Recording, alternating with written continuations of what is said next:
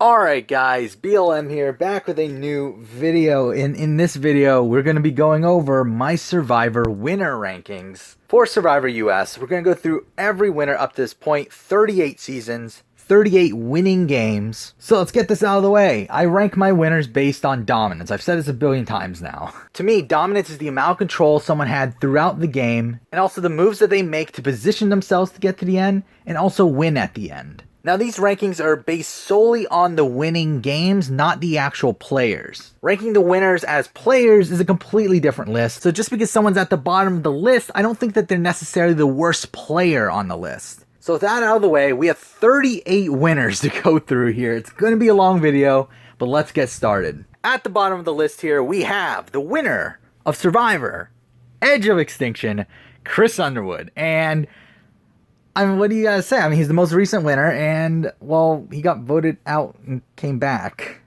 And that's something that 37 other winners didn't do. I mean, to be honest, that's really the main argument here for him being at the bottom, because I think outside of that, again, he made some impressive moves at the end game. Mind you, he was only around for 3 votes, but I do think during those 3 rounds, he did something pretty impressive in each one of those rounds. And I think, like, considering where he was at that point, he played as optimally as he could.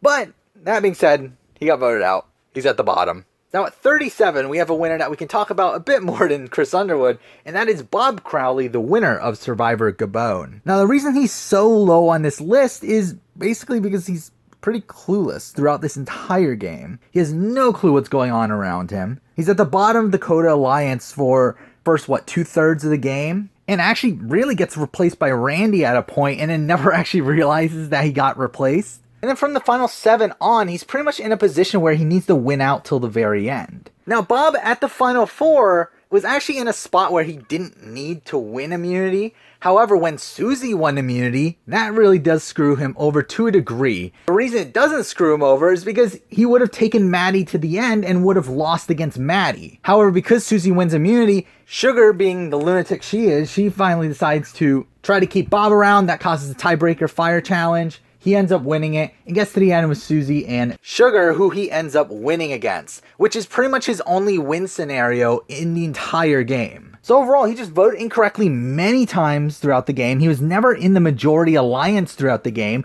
He needed to win out at multiple points in the game. And even at the final 4, where he was finally in the majority, he would have taken someone to the end that would have beaten him. There's very few positive things I can say about Bob's game, and that's why he ranks here at number 37. Right above Chris Underwood. Now we're moving on to 36, and we have the winner of Survivor, Nicaragua, FABIO BIRZA. And like Bob, he was pretty clueless throughout the entire game. He was never in the majority alliance. He needed to win out at the very end, winning the last 3 immunities of the season, and he also greatly benefited from the double quit that happened that allowed him to move forward 2 spots. However, he was good socially. That is something I will give credit to him. And he was just looked at as less of a threat, which I guess it's really a debate on whether you credit that to him or not. But there are moments where Fabio does come off as being somewhat intelligent, so I think you can give him some credit there. But it is his social ability that does rank him above Bob for me, and also the fact that he wins in more final 3 scenarios than Bob. So that's why he's here at number 36. Now at 35, we have the winner of Survivor, Cochran, Michele Fitzgerald. And to be honest, she was ranked a few spots higher before I started working on this video.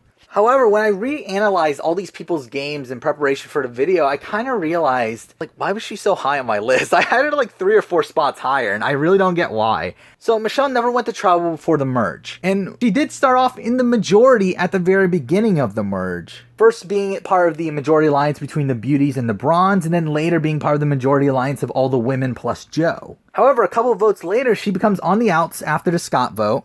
However, after that, she's able to reintegrate herself due to her strong connections with people like Sydney and Joe that allows her to survive the next 2 votes. And she has greatly benefited by the Joe medevac at the final 5, but that leaves her in a position where she wins final immunity to get to the end. So the massive problem here for Michele is 1, Joe medevac, because the reward challenge that took place at the final 4 was initially supposed to be the immunity challenge at the final 5, which Aubrey won, which essentially means that Michele would have been vulnerable, and that would have been the spot where they get rid of her. She would have lost the game if it wasn't for the Joe medevac.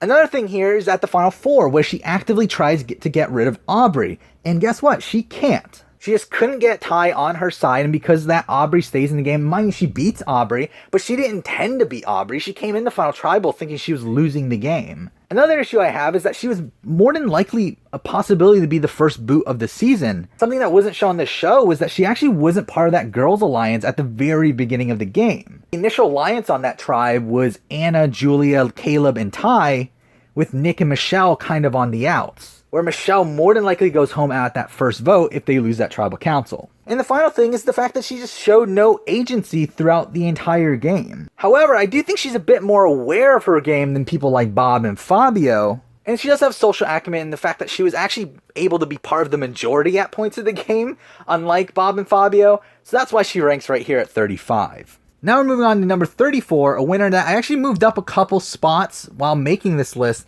and that is Jenna Maraska, the winner of Survivor the Amazon, who I look at as a pretty similar winner to Michele. She was never in control of any votes throughout the entire game, but was in the majority alliance for a longer period throughout the game, even though she does lose control at the final 7, and from there her game goes completely downhill. From the final 6 on, she pretty much gives up. Like, she doesn't really want to win the game at the final 6. She gives up her immunity to Heidik, which opens her up to be taken out if Rob was lying to her. Turns out he wasn't, but there's still a good shot that she goes home there. At the final 5, she actively wants to go home. She tells everyone to vote her out over Heidik. They don't. And then she wins the final 2 immunities. She wins out at the end. So the big difference here between Jenna and Michele for me is that, again, at least Jenna was part of the majority alliance for a longer period of time, especially towards the beginning of the game. And she was a pretty integral part in those alliances, unlike Michele, where I always felt like Michele was kind of just a tag along in whatever alliance she was in. Where Jenna was a pretty integral part in her alliances with Heidik, with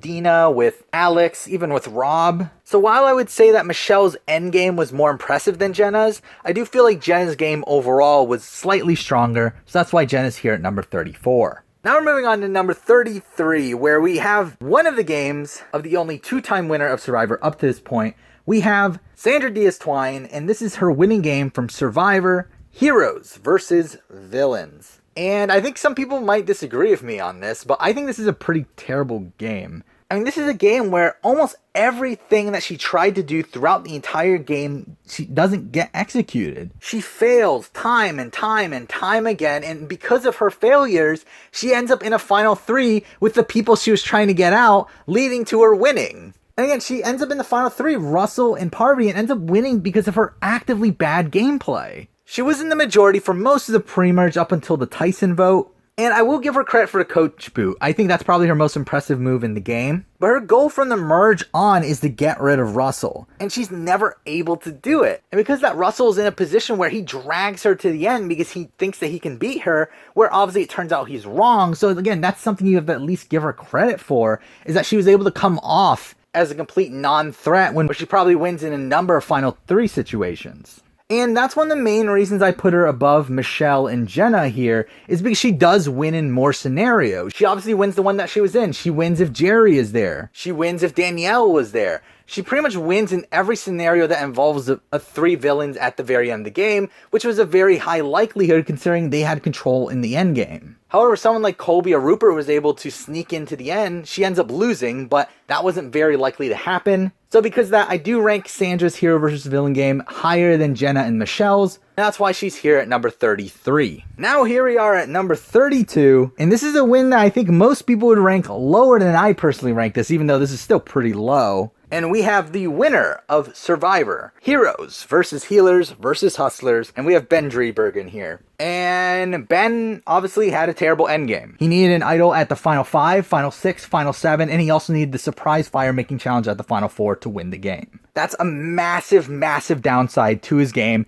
and the reason why he's part of this bottom tier here. But considering the fire making challenge is becoming a more integral part in Survivor now, and it looks like it's here to stay, I'm not going to fully dock him as much as I would have at the time of his actual win. Even though I still dock him a good chunk because obviously he didn't expect that to even happen. And also the fact that obviously he was just dead to rights at that point. He was literally going home at that tribal if it wasn't for the fire making challenge. The thing that puts him higher than those previous winners that I talked about is that this is something that I feel like people forget about, is the fact that he dominated the game before the final 7. He was literally the one that was looked at as in control of the majority alliance up until the final 8. Now, while obviously, yeah, he pretended he was on the outs of the final 9 vote, he was on the in. He was in the majority alliance there. He actively tricked everyone to think that he was with them at that point. From the merge to the final 10, the minority alliance of the healers were all saying that Ben is the king. Ben is the one that's ruling the game. He played a dominant game at that point in the game. And we even go back to his original tribe. Him and Chrissy were the ones controlling the votes at that original Heroes tribe. And while he does end up having a pretty bad swap where he probably goes home if that tribe ever goes to tribal, I don't think you can fully discredit him actually dominating the game at certain points of it. So that's why I don't have him all the way at the bottom. But that being said, again, it's still a massive flaw, the fire making challenge, the idol run that he needed. So that's why he's here at number 32. Now moving on to 31, we have a winner that's pretty similar to him in my eyes. We have the winner of Survivor Worlds Apart. We have Mike Holloway. And like Ben, he pretty much dominated a lot of the early game. He was in a dominant position on his original blue-collar tribe, and then even after his swap, he was still in a dominant position where he did control that vote that they went to there, getting rid of Joaquin. And then coming into the merge, he was looked at as the dominant player on that initial alliance, where he's actively shown making the decisions for those first few votes. However, he loses control at the final 9. And a lot of this is because of his auction mishap. While we did see footage of like Rodney planning on taking Mike out before that, I think we've gotten confirmation afterwards that yeah, they probably would have waited a couple more votes before turning on Mike. So the mishap did accelerate his target to where he needed to win out from the final 9. And he did. Now, obviously, that is a massive flaw to his game. He needed to win out. He needed to win 5 immunity challenges plus 1 idol, get to the end of the game. That's a lot. But what puts him above Ben, in my opinion, is the fact that, again, he dominated more of the game. Ben was out of control at the post-swap tribe, while at least Mike still had control of the post-swap. That, and also, to be honest, I respect challenge wins more than idol finds. I don't respect really either. I don't mind you finding idols and playing them successfully. I just don't want you to play them successfully for yourself. Once it gets to that point, I'm deteriorating from your game because you actively needed an idol to survive that vote. But for me, immunity challenges are much more repeatable than idol finds. Idol finds are really determined by the producers, where they end up planning the idols, how much you look for them. While immunity challenges literally happen every single round, and they usually have somewhat similar skill set almost every time. So because of that, I do find Mike's win a bit more impressive, and also the fact that something I didn't even mention for Ben is once he loses control at the final 7, he literally loses control. He has no control over what's going to happen at the final few votes there.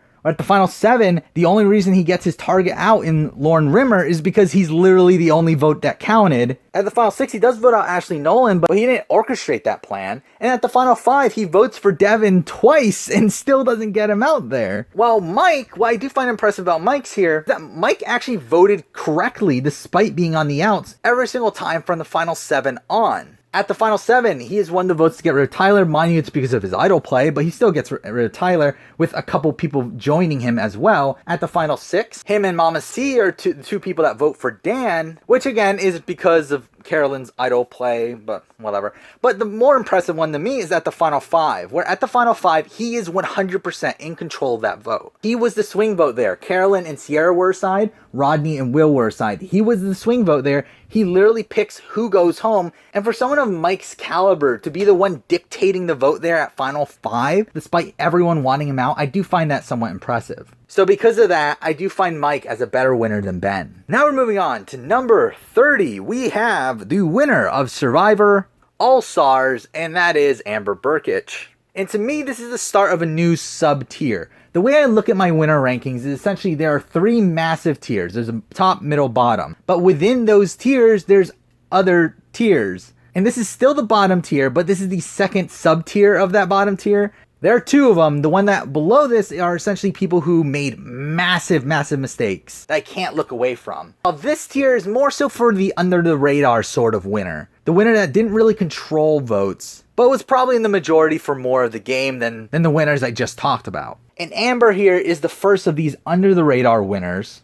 Amber was the second controller Rob for most of the game, but we were shown that Rob was the one making most decisions for that duo, though Amber was there advising him. Also, Rob's pre-game alliance with Lex is what ended up saving her at the final 10, where she should have gone home. Now, I would have put her a bit higher on the list if she was just using Rob, if she was using Rob just to get further in the game, but she did genuinely love him and would have taken him to the end no matter what, which is part of the reason why I have her at the bottom of this tier here. And also the jury votes. Most of the jury votes were anti-Rob instead of pro-Amber, which is something I do look at in terms of these winner rankings, as I do feel like trying to win by a quote-unquote bitter jury is a less reliable way to win than to have the jury actually like you and want to give you their votes regardless. The only pro-Amber vote here was from Sheehan, and that was due to Sheehan thinking that Amber was the mastermind for whatever reason.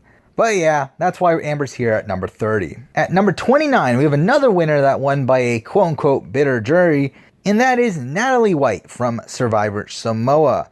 And her game to me is very similar to Amber's. She was a tag-along to a dominant player in Russell Hantz, and it was his strategic gameplay that got her to the end of the game. But the reason I do rank her above Amber is because she did actively use Russell. She states throughout the season that she doesn't think Russell can get the jury votes in the end, and that she thought that she could win using her social game. Now, while this isn't a game I respect too much, especially in comparison to a lot of other winners, I think it is enough to put her here on the list, especially because she did vote correctly at every single tribal council, and always knew what was going on throughout the game. So that's why she's here at number 29. Now at number 28, we have the winner of Survivor Marquesas, Vecepia Towery. And she's kind of a new breed of under-the-radar winner here. She's not like Amber and Natalie White, where they lost due to quote-unquote bitter juries. Vecepia didn't really hide behind a dominant player. Instead, she was just never looked at as a massive threat. She was never in direct danger until the final four, where she does need to win immunity there. However, when she does, Kathy approaches her for that final four deal, which guarantees her spot in the final two pretty much. And when she gets to the final three, she does betray Kathy to get to the end of Nalia, the only person she probably could win against, which is probably also her biggest move of the game. Issues with her game for me, again, like she was mostly just following other players for the majority of the game. She very rarely created her own plans. The only time was that final three vote. Now, she did end up winning in a 4-3 vote, which was very, very close, but at least those 4 votes were all positive votes towards Vecepia. They weren't anti-Nalia votes, they were more pro-Vecepia votes. So that's why I place her above these other people who win due to a bitter jury. Now at number 27, we have the other game from the two-time winner of Survivor. We have Sandra Diaz-Twine's game from Survivor Pearl Islands, which I do think is the stronger game of her two games, though it's still not that great. She is a very under-the-radar winner here in terms of her strategy, even though she was a big personality on the season. A big issue for me is the fact that, again, she would have gone home at that first tribal if they had gone to it, but she was able to integrate herself with Rupert and Krista, which made her part of the majority up until the final 8 from that point on. Now, at the final 8, Rupert gets blindsided, one of her closest allies, where this vote ends up being a 5-2-1 vote, but she came into this vote thinking it was going to be a 4-4 vote. She thought she had herself, Rupert, Krista, and Lil on the same side, yet for some reason she decides to vote for fair play, which would have made it a 4-3-1 where Rupert goes home anyway. So I just don't get what her logic is there. But something I will give her a lot of credit for is that she is the one to execute the Burton move. The Burton move, getting rid of Burton at the final 5, which allows her to get in such a great spot after that. That was her move. She did do that. And that puts her in a really good spot at the final 4, where she's pretty much guaranteed final 3. And at the final 3, she does get taken by Lil. I don't know how much credit you really give to her, considering, one, we know from outside information that Sandra actually treated Lil very poorly on the island. And the main reason she ends up voting out Fair Play is because she didn't want to ruin Fair Play's life due to him obviously not being the best decision maker in life. But outside of that, she does win against Lil in a 6-1 vote, which that's not surprising. And pretty much everyone would have won against Lil pretty easily anyway. But something that I do think is pretty impressive here compared to some of the other winners we've talked about is that she wins in most scenarios. She wins against, I think, everyone from the final 5 on. I do think her and Fair Play and her and Dara might be kind of close, but she does win against Burton, and I do think she squeaks out the win against Fair Play, so I do think that's a bit more impressive than someone like Vecepia, where Vecepia literally only wins in that one scenario where she's against Nalia, and it also puts it above these other people who win due to quote-unquote bitter juries, so that's why Sandra's here at number 27. Now we're moving on to number 26, where we have the final winner in this bottom tier. And it's a winner I do really like, and that is the winner of Survivor Guatemala, Danni Boatwright.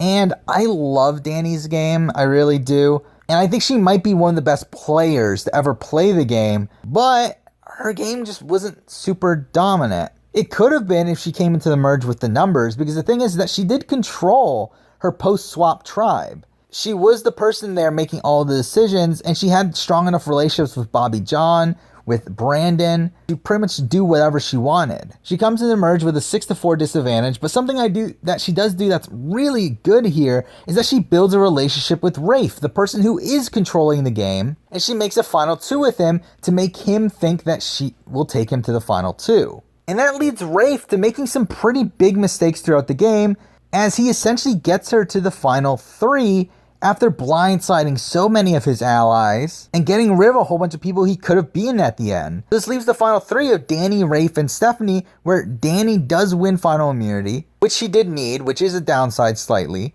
and then wins the game against Stephanie. And I find this endgame so impressive. The way she was able to maneuver around this game was so impressive to me, but she didn't control anything. And it's a shame that my criteria is that, because I would like to put Danni a bit higher on this list, but based on the criteria that I set, I can't. I mean, she's in this bottom tier. She has to be. And she played under the radar game, which fits in this tier, and didn't really dictate any of the votes in the post-merge. But I find her game so impressive that I have to put her at the top of this bottom tier. So that's why she's here at number 26. Now moving on to number 25. The first of our middle tier winners, and for me, it's the winner of Survivor Millennials versus Gen X. We have Adam Klein, who I have a tough time placing, as when you analyze his game, I mean, there's just so many faults throughout that even for me, it was a debate that should I even put him as a bottom tier winner? But he starts off the game on the outs. He's out on the Mari vote. Does recover from that, getting back in the majority by the end of the pre-swap tribe. And when he gets the swap, he becomes a pretty massive swing vote where he does blindside Figgy. But then when he gets to the merge, he just really screws up those first couple rounds, making some pretty basic mistakes. He lets out that he's targeting Will, 2 Will's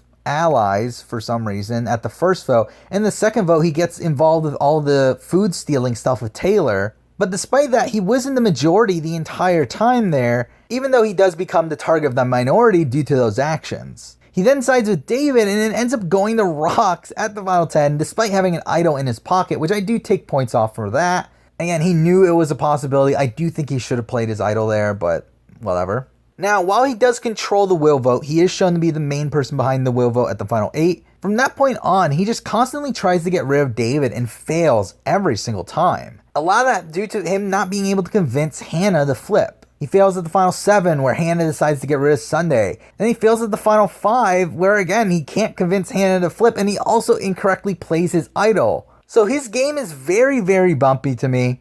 But he did control a couple of votes, which does place him in this middle tier. But again, his game is so flawed that I can't put him much higher than this, so he's here at 25. Now moving on to number 24, we have the winner of Survivor South Pacific. We have Sophie Clark, and she was one I debated on putting at that under the radar tier, and for the longest time she was. However, when I was reanalyzing her game for this video, I decided that her game was slightly more dominant than that. Because the thing is that she was constantly in the majority alliance throughout the entire game, and the only time she wasn't on a vote was during the Michele vote, which was a vote where she was never in danger to begin with, and that was more so a fight for pawns. So while she does end up losing that fight, she doesn't end up losing the war. And again, she's part of the majority alliance throughout the entire game. And it's not like she's like Natalie White or anything. She was actively part of the decision making here. Now, was she the main person? No, I feel like Coach was. But she was still part of the decision making throughout the entire game, and was shown to be willing to make decisions on her own instead of just following whatever everyone else says. And then also, I feel like the main thing that differentiates herself from that under the radar tier for me is the fact that she knew Coach was a GOAT. She knew Coach wouldn't be able to own up to his game, and she was correct. So that, mixed in with the fact that she did have more influence on the actual votes, I do think that moves her from the under the radar tier into this middle tier, but her game is still pretty flawed outside of that,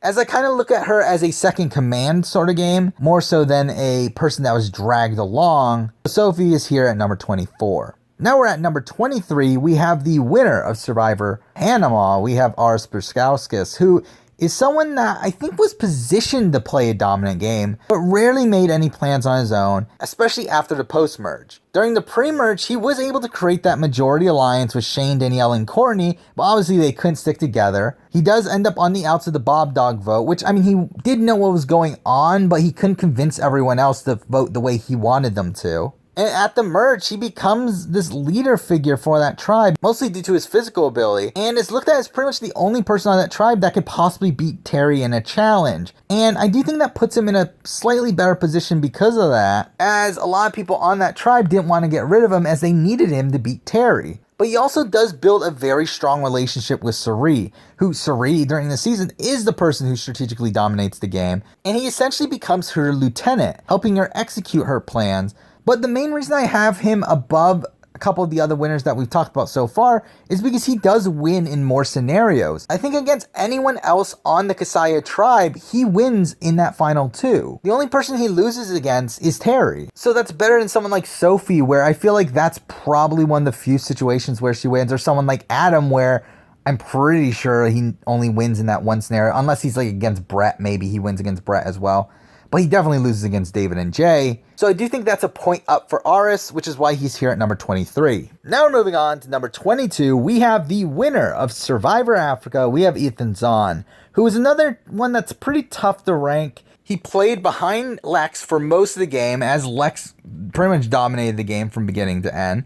Ethan did have a better relationship with Kim, though, who ended up taking him to the end after she won final immunity. But I do feel like he has a bunch of flaws within his game, though. He does want to take Lex to the end, who is someone that he probably does lose against. So essentially, if he had his way, he would have lost the game. He had an abysmal final tribal, and he does vote emotionally at points. I feel like him voting out Clarence is a pretty big example of that. But something I will say to his credit is that he is the one that orchestrates the Silas boot, which I think is pretty impressive. And then also he has a really good social game. So while he does have his flaws, I do think he has a lot of pros as well. So that's why he's here at number 22. Now we're moving on to number 21, where we have the winner of Survivor Philippines. We have Denise Stapley, and she is kind of the final winner in this sub-tier. The way I have this middle tier structured is that there are 2 sub-tiers within this middle tier, with this bottom sub-tier being comprised mostly of second command people, or people who are strategically active but not very effective. And I feel like Denise Stapley perfectly fits into the second command sort of winner, where she was second command to Malcolm. Denise starts off pretty well, though. She starts off in control of Matt Singh along with Malcolm, but I do think she was more proactive during this part of the game, where she had a really good relation with Russell Swan, which allows her to be the swing vote during the Russell Swan vote. She does get swapped and does do a good job of integrating herself after that swap. But once she gets to the merge, I do feel like her game goes a bit downhill. I feel like from that point on, she pretty much just hides behind Malcolm for the rest of the game. She is the reason behind the artist vote, so that's something. But outside of that, I feel like she makes a pretty big mistake by isolating Abby, and she does get Abby's vote at the end, but that's because she was against Lisa and Skupin. And then obviously the biggest flaw of her game is that she wanted to take Malcolm to the end, who was going to beat her. However, she did eventually turn on him, mostly due to Malcolm's terrible gameplay during that round. So that's why I do have her at the top of this tier. But the fact that she wasn't going to until Malcolm actively messed up is a downside for me. And also just her passive gameplay in general in this post-merge makes me rank her here at number 21. Now we're moving on to number 20. We have the winner of Survivor, David versus Goliath. We have Nick Wilson. And as I said, he is sort of the bottom of this next sub-tier here. And this sub-tier is a tier of winners that were dominant at certain points, but weren't like dominant enough to really put them within that top tier. And Nick Wilson here is kind of a good example of that. He was someone who had moments where he did dominate the game, where he did dominate what was going to happen. While he possibly would have been the first one out if they went to that first tribal council, he recovered really quickly and pretty much had control over that David tribe along with Christian. At the swap, he's able to do the same thing. He was able to really integrate himself with Mike, and through that is able to get some control in that tribe as well. Though I would actually say that Mike had more control than him, especially because Lirsa gets taken out over Angelina, but whatever. And at the merge, he does start off in the minority for that first vote, but right afterwards, he ends up making one of the best moves, in my opinion, in the history of Survivor, in the John Hennigan blindside, where he's the person that's mostly responsible for that, where he's the one to get the info about where the votes are going. He's the one to go to Davey and tell Davey to play his idol. He's also the one to come up with the split vote plan. So that's a massive upside to his game. That, and also he does later orchestrate the Gabby blindside as well, but he loses control. He loses control at the final 9. He doesn't get his way at the Carl vote. He's blindsided there. The Christian vote, he had no clue what was going on. I mean, he does successfully vote Christian out, but he thought people were turning on him and whatever. He plays his idol unsuccessfully. And from the final 6 on, he wins out. Mind you, did he need to win out? I don't know. I don't think he needed to win final 6. But again, he was blindsided there where Davey goes out. At final 5, I think that's probably the one he probably needed the most. And then at final 4, I don't think he really needed it. But either way, he had points where he was dominant. But I do think Mike pretty much outplays him at the points where he wasn't dominant. And that really lowers his ranking here, because up until the final 9, I was ready to have him ranked in that top tier. But once the final 9 comes around, his game just kind of goes downhill, so he ranks here at number 20. Now we're at number 19, and we have another winner who's kind of similar to Nick there. We have the winner of Survivor Vanuatu, we have Chris Daugherty, who also had a very rocky game. But he did start off in a very dominant position, being the controlling person in the Fat 5 alliance, and stayed control of his group up until the merge. But the final tribal before the merge, he makes a really big mistake in keeping Julie over John Kenny, which loses him the numbers at the merge. But I will give him some credit because he does build a very strong relationship with Julie that does keep him safe up until the final 7, which is where Scout and Twyla create the plan to pick up Kristen and Eliza and flip against Amy, Leanne, and Julie. And he does go along with it, and he is the one to bring Eliza in on the plan, but he isn't the one to initially create the plan. But from this point on, he pretty much has control over the game. A lot of it being because he was the swing vote here, but he does have a lot of control here, where he's the one that convinces Eliza not to flip on Amy. He was the swing vote at the Julie vote. He voted out Eliza, and then at the final 3, he's able to make a final 2 deal with Twyla that pretty much guarantees that he's going to make it to the end, as Scout was never winning a competition. But he wins final immunity anyway, and ends up winning easily against Twyla. So while I do think he makes a massive mistake before the merge, and has a pretty rocky early merge, he does correct it through his social game and dominates more of the game than Nick was able to do, which is why I place him 1 spot higher than Nick. Now moving on to number 18, we have the original winner of Survivor. We have Richard Hatch. And Richard Hatch did play a pretty dominant game in the post-merge, but I do have a couple reservations with his game. He was on the outs for a first vote of the game, which, to be honest, doesn't really matter that much at this point in the list, but whatever. Now, Hatch is credited for creating the alliance that allowed him to dominate the game strategically in the post-merge, but I do think he gets a little bit cocky about his positioning within that alliance. We were shown that Kelly and Sue were plotting to get rid of him at a point. Then he does get really lucky at the final 4, where for some reason Kelly flips on Sue on the revote, where it makes absolutely no sense for her to do so, considering Kelly already had immunity. But I do think Hatch makes a fantastic move, obviously, at the final 3, where he throws immunity there, putting him in a perfect spot for Kelly Wigglesworth to take him to the end, allowing him to keep Rudy's vote. But I feel like his grasp on the game wasn't nearly as tight as the winners that we'll be talking about in this top tier. And he did rub a lot of people the wrong way. And he does also lose against Rudy, which was a final 2 that was pretty close to actually happening. So I feel like it's tough to have him ranked any higher than this at number 18. Now moving on to number 17, we have the final winner in this middle tier. We have the winner of Survivor, the Australian Outback. We have Tina Wesson. And I debated on whether to put her in the top tier or not, but I decided she belongs at the top of the middle tier here. But my opinion of her game does constantly go up every single time I analyze it, but I do think this is probably as high as it will go. She was in a pretty dominant position for a lot of the game, as she was the middle person in the dominant alliance. Keith was really close to her, and Colby was also really close to her. She was also the one to get Colby to flip, to get rid of Mitchell, which allowed them to take control of the pre-merge tribe, which at this point in Survivor, where no one was flipping after the merge, this pretty much led to them controlling the entire game. And again, like her, Keith, and Colby dominate this game, but once she gets to the final 3, she's in a position where both of them are going to take her to the end, and she beats both of them. Mind you, she has a much harder time against Colby, which is something I do kind of falter for, the fact that she was going to take Colby to the end instead of Keith, where Keith would have been a very easy win, while Colby was a much harder win, and one that was pretty unpredictable. However, my biggest problem with her game, though, is that I feel like from the final 9 on, she just stops caring. I feel like from that point on, she stops playing the game from a strategic level, and more so plays it from this like sort of good person mentality, where she wants to take Roger and Elizabeth as far as they possibly can, just because they're good people, while people like Amber and Jerry weren't. And I wouldn't have as much of an issue if she beats Roger and Elizabeth at the end, but more than likely, if she was in the end against them, she loses the game. So all that put together, again, I do think she was a dominant player, but again, I think she was a faulted dominant player, and she wasn't one that had a grasp on the game as tight as a lot of other winners we'll be talking about later. And I do feel like she mishandled her grasp on the game, as I do feel like there were scenarios where Elizabeth could have won out in those last two challenges, and she loses the game because of that. So because of that, I do have her ranked here at number 17, at the very top of this middle tier. Now we're moving on to number 16, the bottom of the top tier here. The remaining 16 players, all players that I do consider as dominant players.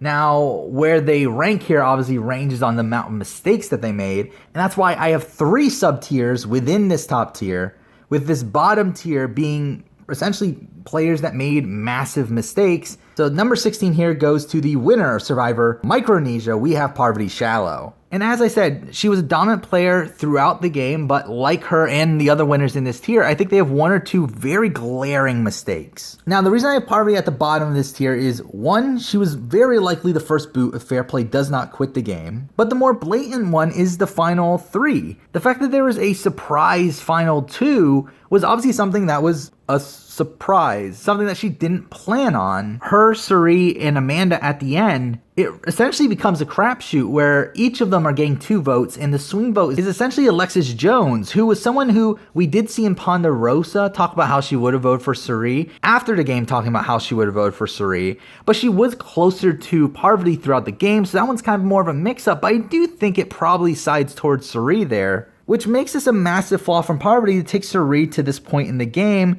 where she would have lost against her, especially when she had Natalie at the final 4, someone who she easily beats. But to Parvati's credit, she did dominate this game. Despite starting off pretty poorly, she was able to, along with Amanda, pick up Suri and take control of that pre-swap tribe. After the swap, she was able to pick up Natalie and Alexis to once again have control over that tribe. And that came into the merge where, while Suri was the one that made all the strategic decisions during that point in the game, Parvati was the one with the numbers. If it wasn't for Parvati, Suri wouldn't be able to execute those moves. So while obviously I do give Suri more credit here, I don't think you can discredit Parvati entirely. Obviously she deserves a lot of credit for those moves, as they still wouldn't have happened without her. So that's why I have her as a dominant player, but again, those flaws, they're kind of glaring, and that's what makes me put her here at number 16. Now we're moving on to number 15. We have a winner that Parvati actually played with, the winner of Survivor Cook Islands. We have Kwon, who I do think dominated this game strategically in a fashion that we rarely see on US Survivor. But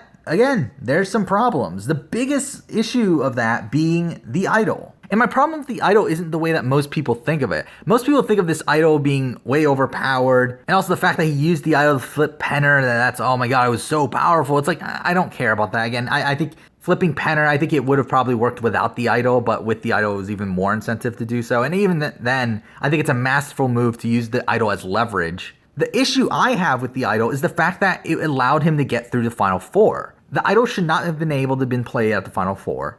Especially because there was this surprise final 3, which pretty much meant that since he had the idol at the final 4, he was guaranteed final 3 and guaranteed a spot in the final tribal. They were playing the game as a final 2 game, and more than likely, if they were going to a final 2, Yul loses this game.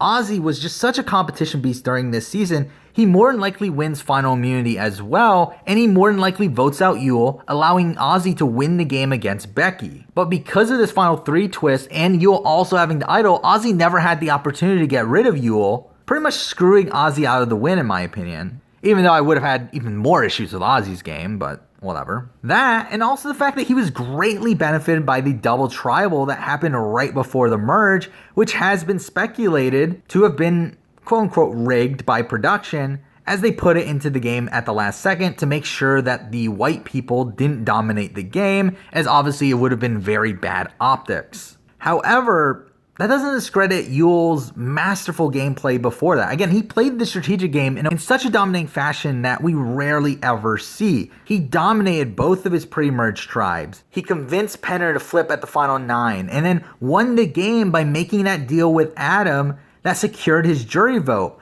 And Adam has said afterwards that 100% he was going to vote for Ozzy if he did not have that deal with Yule. So all of these individual moves here make his win much more impressive to me than Parvati's, despite having a similar amount of flaws. So that's why he's here at number 15. Now we're moving on to number 14, and we have the most recent winner we still have on the board, and that is the winner of Survivor Ghost Island, Wendell Holland, who I did actually have ranked in my middle tier before I did this new analysis for this video, as I did perceive him as the second in command to Dominic. The thing is that the people within the game did see it as Dominic and Wendell. They didn't see it as just Dominic the way I personally see it on the TV screen. They saw it as Dominic and Wendell. So from that sense, I decided to move him up into this top tier as a dominant winner. But he does have some issues that we'll definitely talk about. The big one here is the fact that Dominic was shown to be the bigger strategic force in that duo. But it's not like Wendell did nothing. Like, Wendell was certainly involved in a lot of the decision making here, and did make some moves on his own, namely at that double tribal, where he's the cause of the rift between Kellen and Laurel, which makes it so those two never end up working together when they could have easily gotten rid of either him or Dominic. Another issue for Wendell, though, is the fact that he didn't take the shot at Dominic. He had a clear shot at the final 6 to get rid of Dominic, while also having an idol in his pocket for the final 5 and knowing that the fire-making challenge was going to be at final 4. If he gets rid of Dominic there at the final 6, where he knew Dominic was bluffing about playing his idol, he would have won the game in a much cleaner fashion. But because he doesn't, he ends up in the final 3 with Dominic, where he wins in a 5-5 tie, getting Laurel's vote, which, again, you gotta give credit to him for having a better relationship with Laurel. But the problem I have here is the fact that the 5 votes for Dominic were locked votes for Dominic. Those 5 votes were never flipping, while Wendell's votes were a bit more scatterbrained. I do think Wendell pretty much had Sebastian, Kellen, and maybe Donathan as locks, but Chelsea and Angela were definitely not locks coming in the final tribal. Like, Wendell just gets so lucky at that final tribal, where if, like, any little thing goes wrong there, he loses the game. While I feel like it was tougher for Dominic to lose the game. So that does deduct some points here from Wendell, but overall, he did play a very dominant game through the season, despite, again, being pretty much tied with Dominic the entire way. And was only on the outs for 1 vote the entire season, being the Morgan vote. But again, it's not as dominant as a lot of these other winners that we'll be talking about later. So he is here at number 14. Now moving on to number 13, we have the winner of Survivor Thailand. We have Brian Heidik. And for me, Brian Heidik is probably one of the most overrated winners of all time, in my opinion. He did completely dominate the game of Thailand, and that's why he's this high on his list. But people talk about him as this flawless winner when he's very far from that. The largest of the flaws being the fact that he only wins in a 4-3 vote against Clay, who was universally looked at as a GOAT. And coming into this tribal, there was a very, very clear and easy way he loses this game, and that's through Ken. Ken was a New York cop who was on the jury, and on that season, at Final Tribal, he berates Brian for something that Brian said to him at the merge. And while Ken didn't reveal it here at Final Tribal, if he did, Brian loses the game. One of the votes that Brian got for him to win was Ted. And now after the season, it's been revealed what Brian said to Ken, and that was that they were going to vote Ted out because they can't have another black winner. And that is terrible in every scenario. Because 1, it either means that Brian is a racist, which is obviously terrible. Or 2, it means that Brian thought that Ken was going to be a racist just because he's a cop, which is a massive leap in logic. So no matter what, I feel like it's terrible gameplay here from Brian that almost cost him the entire game. But Brian does still pull out the win. He still does win the game in a 4-3 vote. He still does dominate the entire game. But he has such poor jury management as well. Again, with a lot of the people from the Sukchai tribe, where he barely even knew them, while Clay at least took the time to get to know some of those people. But his dominance of the game makes it so I can't rank him any lower than this. But I do think he overall as a player, I do think he is extremely overrated. Now moving on to number 12, we have the winner of Survivor Palau. We have Tom Westman. And I feel like this is a bit lower than most people would rank him.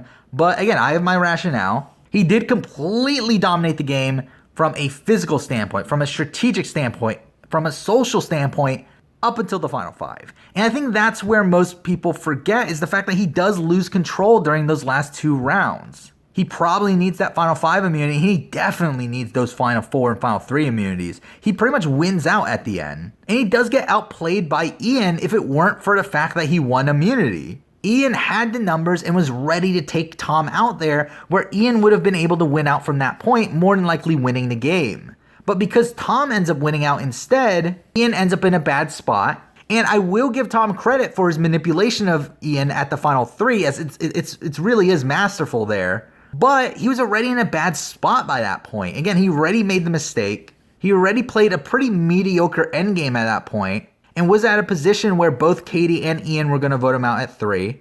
If he didn't win immunity at 4, Jen Lyon was going to join them to vote him out. So while I do think he plays everything before the final 5 pretty perfectly, there are winners after this that didn't need an immunity run, or had a better stranglehold on the game throughout than Tom. Especially because in the possibility of there being a Tom versus Ian final 2, I think it's very, very close in a 4-3 vote either way. So Tom 100% did not have the game locked down, which is why I do rank him this low compared to some other winners that did have the game locked from earlier. Now moving on to number 11, we have the winner of Survivor, San Juan del Sur. We have Natalie Anderson. And I think Natalie Anderson, unlike Tom, played the endgame so perfectly. I think from the final 9 on, she pretty much plays the game perfectly.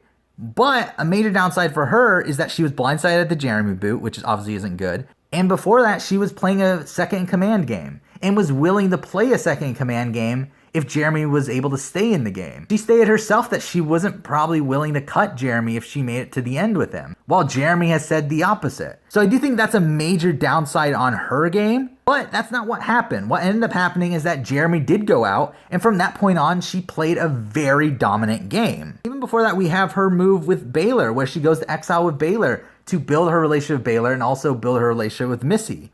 That allows her to control the endgame. But again, this endgame is just so great. I mean, she keeps John around as a meat shield while getting rid of the minority and getting rid of people who could have been potential John pawns. Then we get to the final 6 where she orchestrates the John blindside, convinces Missy to throw away her vote so that John can get blindsided.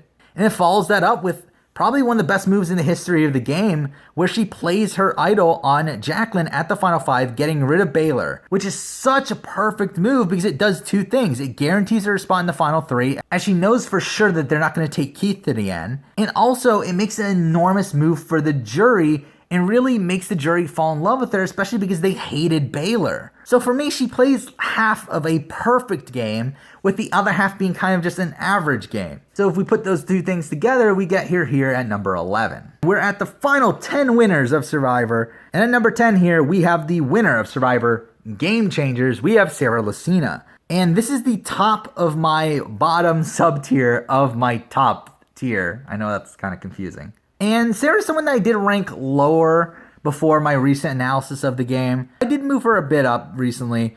Her pre-merge was fine. She wasn't in a dominant position in the pre-merge. I mean, she was in the decision-making for those 2 tribals that she went for the merge, but she wasn't like a big part of those. However, once she gets to the merge, she becomes a pretty integral swing vote for almost every vote towards that end game. And does have fantastic relationships with most of the cast that allows her to make whatever strategic decision that she decides upon. She makes the masterful move of getting rid of Sierra Dawn Thomas to get her legacy advantage, which ends up saving her at the final 6. Now for the criticisms, the final 6. She did get the most votes there. She would have technically went out without the legacy advantage, but I think she also would have played that final 6 way differently if she didn't have the legacy advantage. I think because of that, she was a bit more free to just let Suri go, to let Aubrey go, to let Ty go, because she knew she had a solid 3-person alliance with her, Troyes, and Brad that were getting to the end of the game at that point due to their idols and advantages. And also, that was the last time she could play it, so she knew she was safe, so there was no point in doing the work to get the votes off of her here when she didn't need to. It's not like she's playing to be higher on my winner ranking. She's playing to win the game and to survive, and she knew she was going to survive that tribal. And if she didn't have the legacy advantage, I have every confidence in her to not split the votes there, which would have meant we would have had a 3-3 tie, though Ty's idols do complicate things, but again, that's just a lot of what ifs at that point. But we do also have Suri going home here, which did greatly benefit her game from a positioning standpoint and from a jury standpoint, as Suri was advocating for her on the jury, and also put her in a position where she was the swing vote at the final 5,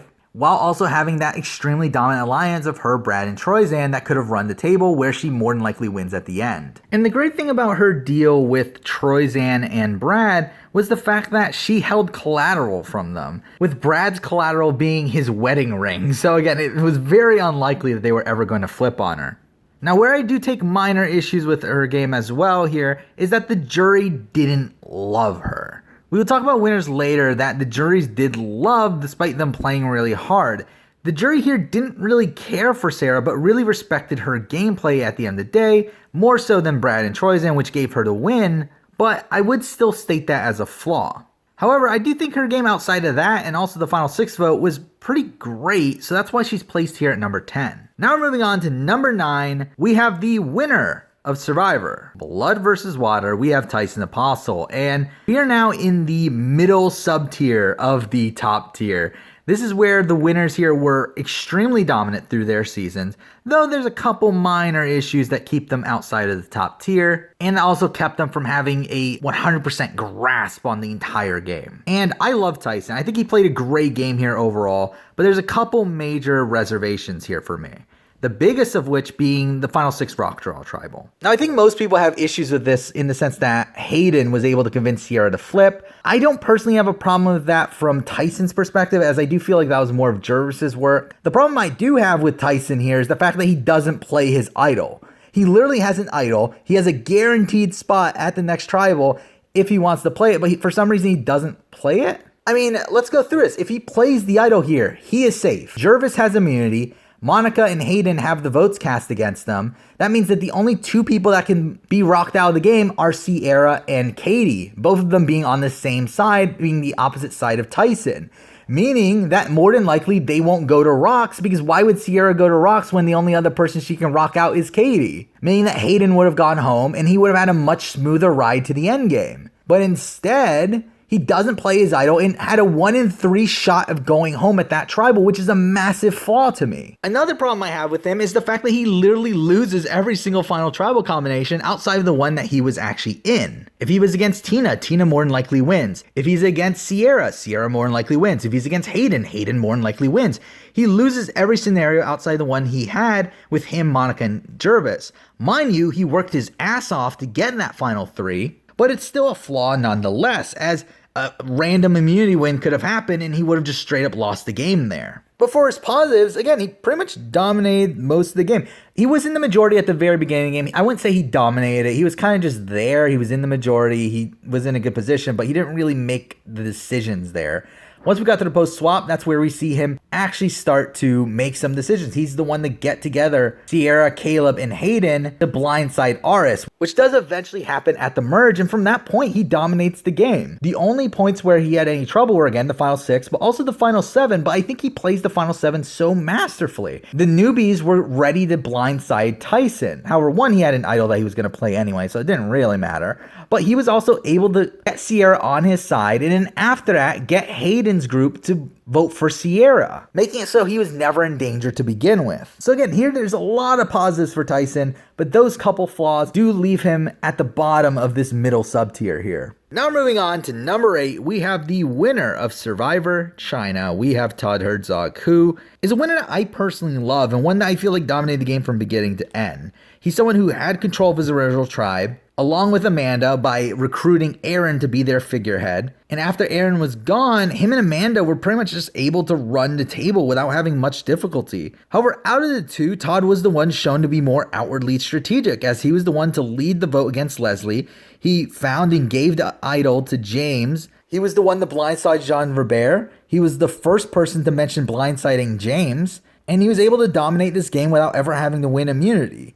I do think his endgame is a bit choppy there, though. And that's really my only complaint with his game, as he does become a target for the minority for those last few votes, and could have possibly been vulnerable at that James blindside if only PG was able to get Eric to vote with her, or even James to vote with her for Todd, and James played his idol. Todd would have gone home there. That, and also the fact that he wasn't even guaranteed to win at Final Tribal. Unlike some of the other winners where we talked about where in their specific situations, they were pretty much guaranteed the win by that point, Todd was not guaranteed the win. He won in a 4-2-1 vote where he was able to flip Jean Robert at the final tribal, meaning the votes for him were very rocky to begin with. And that's the reason why he's placed here. I do think he had more dominance over the entire game than Tyson did, but he also had a harder time winning than the winners that we'll be talking about very soon. So that's why he's here at number 8. Now we're moving on to number 7. We have the winner of Survivor Cambodia. We have Jeremy Collins. And these next 3 spots are all really close, actually. All these winners were extremely dominant winners,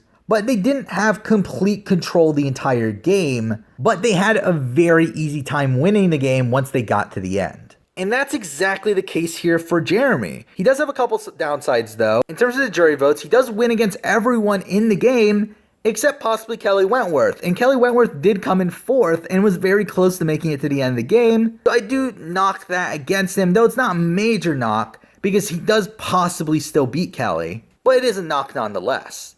And the next few winners that we'll be talking about had guaranteed wins at the end of the game, no matter who they were up against. Another downside for Jeremy is the fact that he was on the outs for the fishback vote, and wasn't solely in control for most of the game. He kind of shared that title with Savage on the initial tribe and the early merge, though he was the one that controlled the Monica blindside.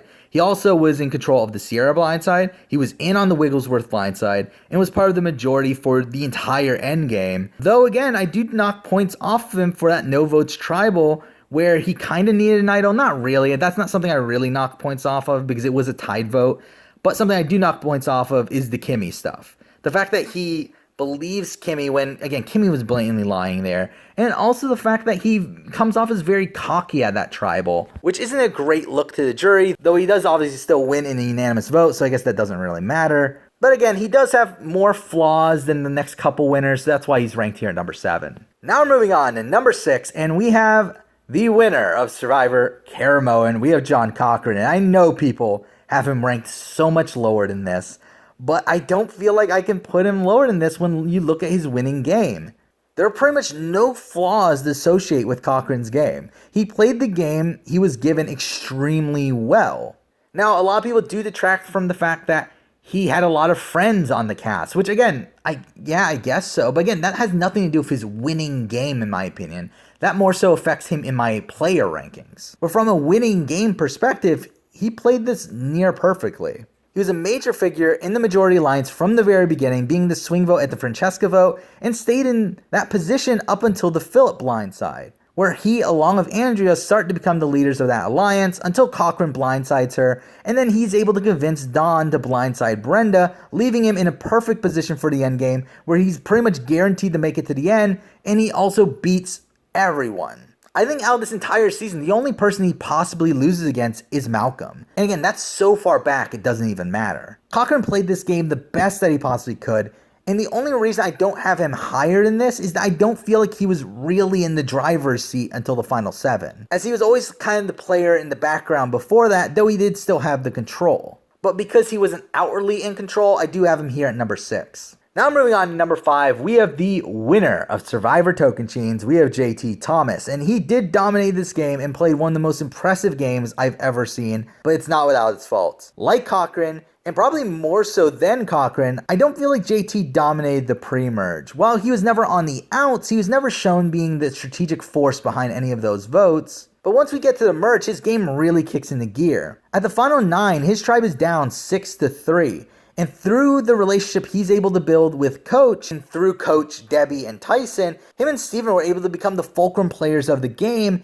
and by blindside Tyson at the final 8 and picking up Aaron, they took complete control of the game. But JT didn't stop there. He also had some really great jury management throughout this game, especially with Coach, and was so well liked by the jury to the point where Brendan said that he would do anything he can to get JT the win, when he was still in the game at final 9. But the downside for JT is the fact that he needed those final 2 immunities. And while the final 4 immunity is a bit more questionable, he 100% needed that final 3 immunity, which isn't great, not really game breaking for me. It doesn't really move him down an entire tier or anything, but it doesn't really make his game as perfect as it could have been. So because of that one flaw, I do have him here at number 5. Alright, now at number 4, we have probably my favorite winner in the history of Survivor, And that is Tony Vlachos, the winner of Survivor Cagayan. And he is a winner that I did have a couple spots lower before working on this video, but after reevaluating it and also separating him as a player from his winning game,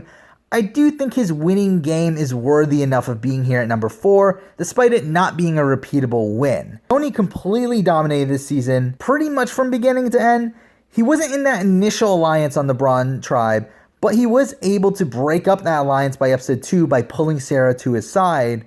And when he does eventually go to tribal in episode 5, he does control the votes to get rid of Cliff and comes into the merge with a new solid alliance from that tribe. And after Cass flips at the merge, he's able to run the game from that point on, flipping back and forth between his alliance and the minority to take out the big threats on his side while also keeping around the major threats of the minority as meat shields. Now, I do think he kind of gets lucky that Trish is on this season. Trish is someone who blindly trusted him, and I don't know whether to give him credit for that or just call it plain luck. I do think there was some skill behind that he was able to get that much of Trish's faith, but at the same time, I do also think that's part of just Trish as a person. But because of Trish, he was able to reintegrate himself after every blindside. But Tony was almost screwed over by the surprise final too. But he was able to masterfully manipulate Wu into keeping him, and that gave him the win. That being said, he obviously has some flaws. One is that he wasn't involved in the cast flip at the merge, as that was pretty much entirely Trish's doing, and that's essentially what allowed him to control the game. I also didn't love that there were a couple scenarios in the endgame where Tony loses. If Tasha or Spencer get to the end of the game, they beat Tony. Now, obviously, again, Tony worked his ass off to not have them in the end, but they could have gone an immunity run and he would have lost the game. Also, the fact that his final tribal performance was pretty bad, and probably one of the worst tribal performances from a winner. But his game was still extremely dominant, with him controlling almost every vote of the season, so that's why I have him here at number 4. Now we're moving on to number 3, the top winner from this middle sub-tier here. And obviously, my third best winner of all time, we have Earl Cole, the winner of Survivor Fiji. And Earl Cole played a near perfect game of Survivor. He started off on the Ravu tribe, which was the tribe that was getting beaten at the beginning, but he was in a really good spot on that tribe, having a great relationship with everyone, having a really close relationship with Yao-Man. He only got one vote against him the entire season. That was just a throwaway vote from Rita. He was able to take control of his swapped tribe as well by pulling in Cassandra. By the time of the merge, that alliance became the majority alliance, especially after pulling in Dreams. And he pretty much stays in control up until the final 6, where there's a slight deviation where Dreams is able to orchestrate a blindside of Yao-Man, though obviously Yao-Man does play his idol. But Earl was left out of this plan, but Dreams and Cassandra still wanted to take Earl to the end, so I don't detract too much from that. And then we have Earl voting out Yao at the final 4. Is a big move. I mean, it was his number 2 person the entire game that he finally blindsided. But the thing is, he wins against Yao too. And that's the thing that's so great about Earl's game, is that he literally wins against everyone once the final 7 vote happens. He pretty much guaranteed his win at the final 6. Like with Dreams and Cassandra there, it was very unlikely that they weren't going to be in the numbers. And considering they wanted to take Earl to the end, it's very unlikely that he doesn't win the game from the final 6 on. So while I do take away from his game for not being included on that Yao blindside at the 6, I really can't fault almost any other part of his game. I mean, the level of dominance that he showed through the season is extremely impressive, but not to the extent of the final 2 winners we'll be talking about. So that's why he's here at number 3. Now we're moving on to the final 2. These 2 winners are the most dominant winners in the history of Survivor in my eyes, and they comprise of this top tier.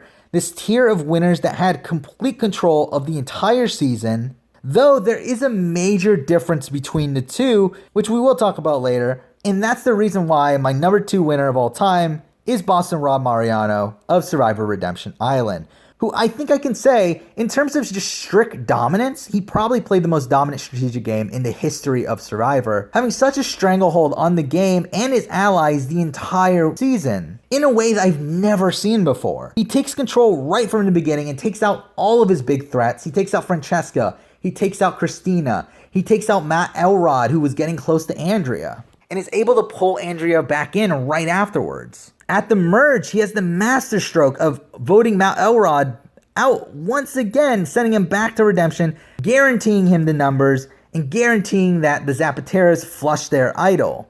and he dominates the game from that point forward, getting to his ideal final 3 with Natalie and Philip, which is a massive downside of his game in the fact that the jury did not love him. Most of the Zapatiers were just praying for a way that they could not vote for Boston Rob.